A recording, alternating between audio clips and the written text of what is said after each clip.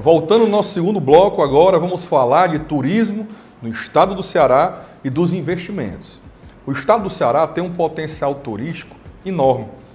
Poucos estados do mundo, não é do Brasil, do mundo, têm um potencial turístico do estado do Ceará. O nosso vasto litoral, as nossas praias belíssimas, as nossas serras, onde chegam a ter temperaturas baixas de 12 graus, as nossas grutas como em Ubajara e o nosso sertão. Nós temos 3 tipos de clima dentro de um estado riquíssimo em potencial turístico que nunca foi explorado. O estado do Ceará nunca teve uma exploração do seu turismo saudável. Basta vermos que o único turismo saudável que nós temos no estado do Ceará é o nosso famoso parque aquático, que todos sabem qual é, localizado no município de Aquiraz, no bairro Porto das Dunas. É o único investimento em turismo familiar que o estado do Ceará já fez até hoje. Mesmo tendo o sertão, as serras e todo o restante do litoral. Houve uma tentativa, uma iniciativa, no ano de 2012, no governo do governador Cid Gomes, de construir um oceanário, conhecido também como aquário. Quem já foi no aquário de Vancouver, no Canadá, eu tive a grata satisfação de conhecer, você vê como é rico em turismo, o potencial que aquilo leva de visitantes. O aquário do estado do Ceará, localizado na Praia de Iracema, ou o que deveria ser um aquário, ele começou em 2012, deveria ser finalizado em apenas 2 anos. Nós já estamos em 2021 e está empacada a obra desde 2015. Aonde foi gasto até o ano de 2019 o valor de 75 milhões de reais pelo governo de Camilo Santana apenas para manter a estrutura, que está com 70% da parte de concreto concluída, mas apenas 25% de toda a estrutura concluída. Ou seja, falta 75% da obra para ser acabada. Estão aí à procura de incentivos privados, empresas privadas, mas sem conseguir nada até o momento. Para iniciar aqui o nosso debate sobre esse tema, porque nós tivemos também agora uma denúncia aí do deputado Heitor Ferrer, falando de um bondinho, sobre trilhos, que custaria mais de 220 milhões para cobrir apenas 6 quilômetros da beira-mar de Fortaleza para turismo, o quilômetro mais caro da história da humanidade. Nós vamos falar disso também. Eu quero primeiro deixar aqui, Márcio David e Márcio Monteiro, a minha opinião já sobre até a questão do aquário. Eu penso que o turismo familiar, ele tem que ser implementado, sim, no estado do Ceará. E muito embora nós sejamos um estado pobre em termos de população que realmente passa necessidade, nós temos hoje 33% da população do estado do Ceará sobrevive com menos de R$90 por dia. É miséria. Então, mesmo assim, tem sim que existir um investimento em turismo saudável. Vou explicar por quê. O estado do Ceará é conhecido internacionalmente, Márcio, pelo turismo sexual infanto-juvenil. É uma tragédia humana.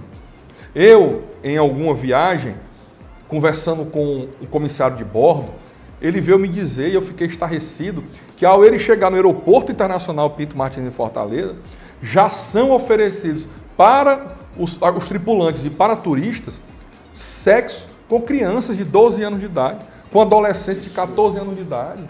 Nós temos notícia de mães que alugam bebês de 6 meses, 1 ano para prática sexual nos hotéis na beira-mar. Então, o Fortaleza ser conhecido internacionalmente como turismo sexual infanto-juvenil é uma tragédia.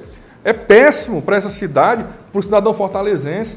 No momento que você tem um investimento como um aquário desse, tivesse sido conduzido de forma séria, de forma proba, porque aí no mínimo tem improbidade administrativa, tem sim, porque uma obra que era para terminar em 2 anos e custar X, já vai aí com 10 anos, mais de 10 anos, e já custou muito mais e não termina, existe no mínimo uma improbidade. E seria fantástico termos um instrumento desse para que realmente trouxesse turismo familiar. A previsão naquela época, em 2012, era de 1 milhão de turistas por ano só para ir àquele aquário. Hoje, com certeza, seriam muitos mais, né? E aí nós temos outros investimentos, como, por exemplo, o veículo leve sobre trilhos, que era para a Copa, e até agora nada, né? Esse elefante branco chamado Centro de Eventos, um negócio gigantesco, custou uma fortuna e é ali parado para um eventozinho pequeno ou outro, nunca teve nenhum evento da sua magnitude, que comportaria a sua magnitude, é usado para eleição de OAB, é usado para show de forró. Os estádios também, né? As arenas olímpicas, né? As areninhas olímpicas. Então, assim, o estado do Ceará tem um potencial turístico enorme. Fortaleza, então, nem se fala. E o que está faltando, Márcio, para que isso aconteça? Rebouças, eu sou da mesma opinião de você em relação ao investimento no turismo, principalmente levando em conta a região onde nós vivemos. De fato, é muito rica em turismo. Eu passei agora quase uma semana com a esposa numa das regiões mais famosas do Brasil e do mundo, que é Jericoacoara. Nós notamos pelo bronze, não foi? Exatamente. Fui conhecer Jericoacoara depois de 21 anos no Ceará, eu não conhecia. Fiquei maravilhado. Então, o turismo no estado do Ceará é muito forte.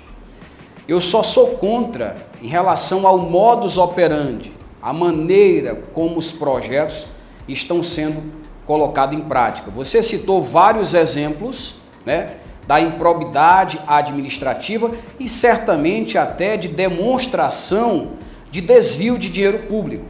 Então, o deputado Heitor Ferrer, ele está certíssimo em fazer esta denúncia, porque, primeiro, o projeto que foi apresentado em dezembro de 2020 estava orçado em mais de 200 milhões de reais. Depois de duras críticas... Aí você está falando, mas só para o público entender bem, sobre É o projeto do bonde turístico de Fortaleza. É. Este é o projeto de momento, né? O projeto do bonde turístico de Fortaleza estava orçado inicialmente em 214 milhões de reais. E depois de duras críticas, não só por parte do Heitor Ferrer, nos últimos dias, no último dia 7 de janeiro, mais precisamente, o governo veio a público apresentar que todo o projeto foi refeito, foi remodelado e agora ele vai importar em 116 milhões de reais. Só que com um porém, em nenhum momento ele descartou o projeto original. A ideia agora serão construídos 2 quilômetros. O projeto original eram 6 quilômetros. 6 quilômetros. Foi para 2 quilômetros e 400 metros. Exatamente. 2,1 somente, 2,1 quilômetros. Né? Através de investimento público. Só que o projeto original não foi engavetado. Cento e quantos milhões? 116 milhões. Para 2 quilômetros? Exatamente. Só que o projeto original não foi engavetado. A ideia neste primeiro momento... Uma etapa? Nesta primeira etapa será dinheiro público, 116 milhões, e na segunda etapa eles vão firmar convênios, é a chamada parceria público-privada, para terminar a obra. A pergunta que fica então no ar e por que, já nesse primeiro momento, não se remodela o projeto para que já nesta primeira fase nós tenhamos as parcerias público-privadas? Porque o turismo beneficia sim aqueles que aqui chegam, é verdade, os milhões de turistas, mas beneficiam muito também as empresas, não é verdade? Então, por que não trabalhar já nesta primeira fase do projeto essas parcerias público-privadas para que nós não tenhamos que tirar mais de 100 milhões de reais do orçamento, principalmente no momento de pandemia, quando o levantamento, o planejamento de orçamento para o Ceará em 2021 é menor do que o que era esperado antes da pandemia. Então é menos dinheiro chegando para investimento em segurança, em saúde, em educação, e ainda parte desta verba ser retirada para esse tipo de obra. Então, por esta razão, Eu concordo com o investimento no turismo, mas desta forma eu sou contrário, Rebouças. O grande problema é porque o Ceará tem demandas gigantescas. Nós temos aí grande parte, até no município de Fortaleza, sem saneamento básico. Bairros, de chamados bairros de elite, como por exemplo, o chamado agora Patriolino Ribeiro, onde é ali o shopping Guatemi, agora que está tendo finalizada a questão de captação de esgoto. Imagine bairros mais afastados nas periferias. E aí essa população carente, pobre realmente, fica andando na lama. Quando você se afasta um pouco da Guanambi, do centro de Fortaleza, da Aldeota, você afasta um pouco para a periferia, você passa dentro de ruas com lama podre na rua, sem asfalto, com areia ainda, em um município onde, e aqui nós puxamos responsabilidade para a prefeitura também, que a prefeitura tem a responsabilidade, sim, de trazer um turismo familiar para a capital alencarina, em parceria com o governo do estado do Ceará. Mas eu creio que o Márcio tem alguns dados sobre essa questão. Tenho sim, inclusive é observado algumas coisas dentro de toda essa situação. Pegando de gancho que vocês já falaram, eu vejo de uma forma fisiológica tudo que está acontecendo. Porque nós temos que concordar que a mente sendo boa, o corpo tem que estar são. Infelizmente, eu acho que há uma insanidade mental em alguns investimentos.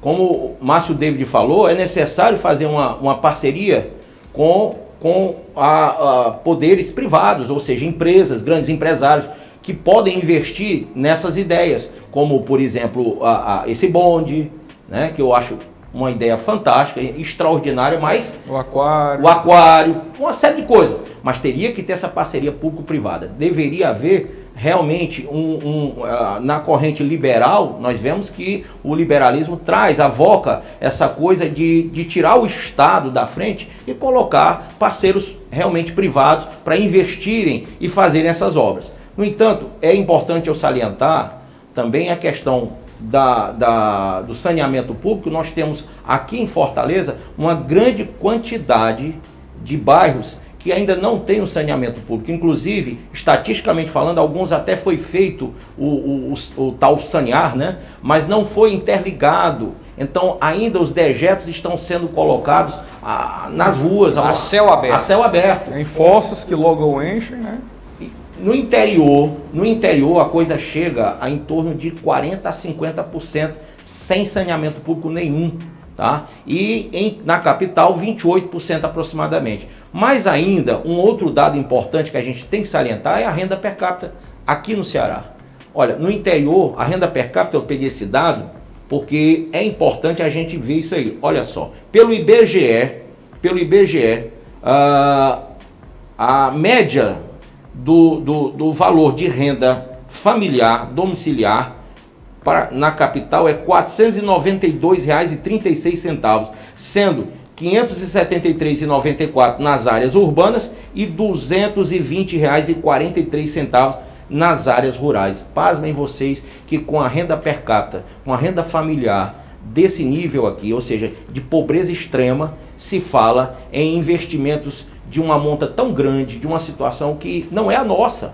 Então eu acho que a mente é doentia quando você coloca o poder que é do povo, que emana do povo, à frente, coloca pessoas que estão lá sem ter essa sensibilidade social, sem perceber a necessidade do povo que o elegeu. Nós temos vereadores, deputados, prefeito e governador que não estão, e senadores que não estão apercebidos, sobre a necessidade mais básica de saneamento, de alimentação, de moradia, de colégio, de segurança pública, transporte, que é como é que em plena pandemia as pessoas vivem dentro de ônibus superlotados, tá entendendo? Então, nós temos um problema absurdo no campo social, no campo estrutural social, e aí as pessoas, esses cabeças, eles ficam aí como se nada existisse. Eu tenho, assim, um total repúdio a esse tipo de mentalidade, onde você é eleito pelo povo, você está lá, porque o povo te colocou lá de uma certa forma, porque o povo, infelizmente, não tem muitas vezes elege pessoas que não deveriam ter sido eleitas, Nós temos aqui uma pessoa que deveria ter sido eleita e não foi, do meu lado, Obrigado. Que por sinal votei em ti, tu sabe disso. Obrigado. Então, nós ficamos chateados em perceber, mas muito chateados em perceber, dessa insanidade mental do poder público de não perceber primeiro os direitos mais básicos que a sociedade cearense fortalecesse necessita. Meu xará, corroborando com a sua fala, eu queria apresentar para os nossos telespectadores a projeção de orçamento do governo do estado do Ceará para 2021, porque num primeiro momento parece que 116 milhões não é tanto dinheiro. Porque se você olhar para a projeção do orçamento, apesar da pandemia, é 28,4 bilhões de reais para 2021. 28,4 bilhões de reais. O orçamento, tudo aquilo que o governo do estado poderá gastar ou investir em 2021. No entanto, 13,1 bilhões já é destinado automaticamente para a folha de pagamento.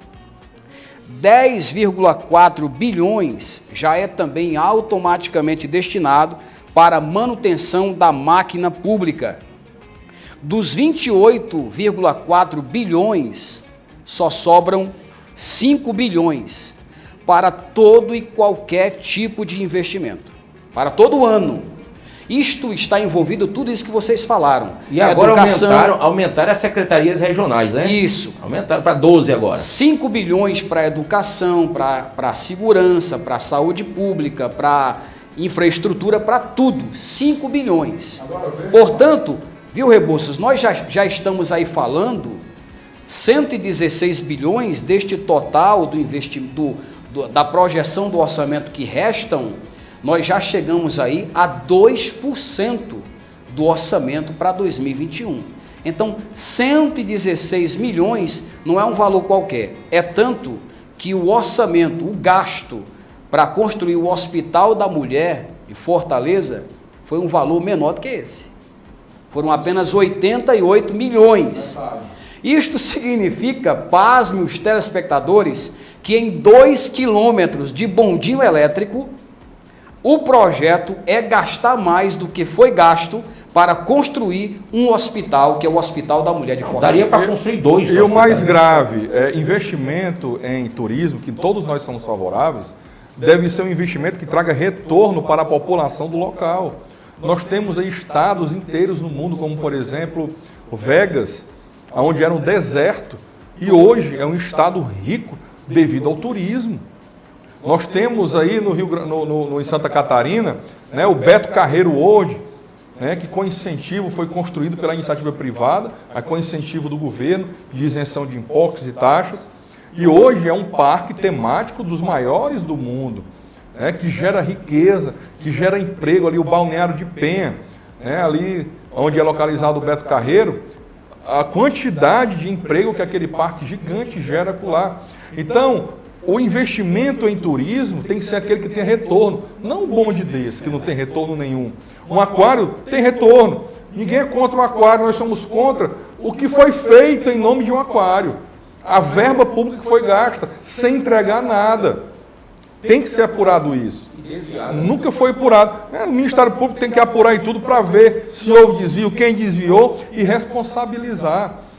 Então nós temos que ter, por exemplo, o estado do Ceará poderia ser um estado hoje pobre, em termos de captação de valores. Por quê? Porque nós não temos plantações grandes, nós não temos criações de gado enormes, como os estados do sul têm, nós não temos produção de proteína animal grande, com abatedouros, com frigoríficos, com aviários, como o Sul e o Centro-Oeste têm, mas nós temos um potencial turístico que eles não têm. Eu me atrevo a dizer que nenhum estado do Brasil tem um potencial turístico do estado do Ceará. Como eu disse, nós temos praia, sertão e serra. São 3 climas dentro de um estado só. Quilômetros de praia, várias serras localizadas em locais distintos do estado do Ceará. Estratégico. E sertão. E isso explorado minimamente. A exploração correta desses 3 climas do nosso estado, com turismo, tornaria o Ceará autossustentável para tudo com a renda vinda do turismo. O senhor falou isso aí, eu me lembrei dos kibbutz. Poxa, a terra de Israel é um exemplo, né? Se aplicasse um pouco daquela mentalidade Do aqui no tamanho de estado do Ceará, Sergipe, né? o tamanho de O Sergipe. país todo do tamanho de Sergipe. Mas produz. E produz bem. E as maiores invenções tecnológicas do mundo Lá. vêm de Israel. Deserto, terra desértica, mas eles têm plantação de tudo lá. De tudo. E frutos que só tem lá. Pois então. Tecnologia, que nós vamos já falar no próximo bloco sobre redes sociais. Uma tecnologia que eu acho que todo mundo aqui usa, inclusive o telespectador, o Waze, é israelense, né? Foi desenvolvido em Israel. Israel tem uma máquina, que eu esqueci agora o nome, que não é muito grande. É uma máquina mais ou menos, deve ter 1,50 m de altura, por menos de 1 metro de largura, que ela produz 800 litros de água por dia, tiradas do oxigênio. Ele liga a máquina aqui e ela tira água do ar. Por que nós não temos máquinas dessa no sertão? Sabe por quê? Porque vai acabar com a indústria da seca. Eu só fico pensando escatologicamente do milênio nessa hora, porque a revelação vai ser grande, né? Quando a gente percebe a evolução de Israel, aquilo é a revelação de Deus para aquele povo, né? É um povo amado por Deus, é um povo escolhido por Deus. O que eles têm ali é 1% do que Jesus vai dar no milênio. Com certeza. Então a gente percebe que a coisa é muito grande. Para quem não sabe o que é o milênio, né? Um assunto interessante para outro programa. É uma teologia que acredita que haverá um milênio governado pelo próprio Cristo. Existem outros que acreditam que nós estamos já vivendo esse milênio, porque Jesus já está entronizado no céu, mas aí é para outro programa. É outro programa. Gente, acredito que todos nós concordamos que o governo do estado, como também a prefeitura, devam colocar para frente os projetos turísticos. Só que nós concordamos também que este tipo de projeto tem relação direta com a iniciativa privada. Quando outros projetos que são muito necessários para o fortalezense, para o cearense, talvez não tenha muito interesse da iniciativa privada. Eu posso dar um exemplo. As moradias populares. Qual seria a participação da iniciativa privada nisso? Nós só teremos aí a participação das empreiteiras no máximo, né? E com esse dinheiro que o governo do estado pretende investir neste bonde, este bondinho, daria para construir 1.100 casas populares. Cerca de 10 mil cearenses seriam beneficiados. Então, o governador, os gestores públicos que nós esperamos estão acompanhando nossa programação, este programa, reflitam sobre isso, por favor. Não brinquem com dinheiro público. Quer que eu dê um exemplo aqui? Nós aqui em Fortaleza tivemos na gestão da Luiziane Lins, que tentou voltar aí, a feitura de um chamado Jardim Japonês. Ali onde é aquela ladeira ali do antigo Granville na beira-mar, antigo que se chamava como Granville, é o nome de um prédio, né, que tem ali. Antigamente a gente sentava ali. Era uma grama, era uma grande grama, tinha muito rato ali. Mas fizeram o quê? Fizeram um jardim japonês pífio, ridículo. Gastaram fortuna do dinheiro público municipal e fizeram algo pífio, que até hoje, cadê? Quem é que falou hoje em dia em jardim japonês? Passa rindo ali. Não, eu estive em Santiago do Chile e acho que foi na década de 80, esteve lá um primeiro-ministro japonês e fizeram em homenagem a essa visita um jardim japonês, aliás, minto, não é em Santiago, é em Buenos Aires. Foi feito em Buenos Aires, na Argentina, um jardim japonês. Agora ali é um negócio decente. São quarteirões de um jardim grande, com carpas, peixes, plantações diversas, cultura oriental realmente para você conhecer. E é um ponto turístico até hoje que você caminha naquele parque ali, que é um jardim japonês chamado lá, você caminha por horas e realmente atrai o turista, né? Então aqui eles brincam com o dinheiro público, eles constroem bodegas, né, coisas pífias, quando é algo realmente grande que deveria trazer como um aquário desse, é tratado como se fosse dinheiro achado em calçada alta, né, como se não fosse dinheiro público. Daí vem o que eu falei da improbidade. O que é improbidade? É você tratar da coisa pública com desdenho, com irresponsabilidade. É o que acontece com esse aquário. Então, todos nós aqui, né, eu tenho certeza, somos totalmente favoráveis ao investimento da Prefeitura de Fortaleza e do governo do estado do Ceará em turismo, mas de uma forma responsável, porque o turismo pode mudar a história do Ceará. Muito bem. Doutor Carlos, inclusive, é importante lembrar da Beira-Mar, a obra que foi feita ali na Beira-Mar.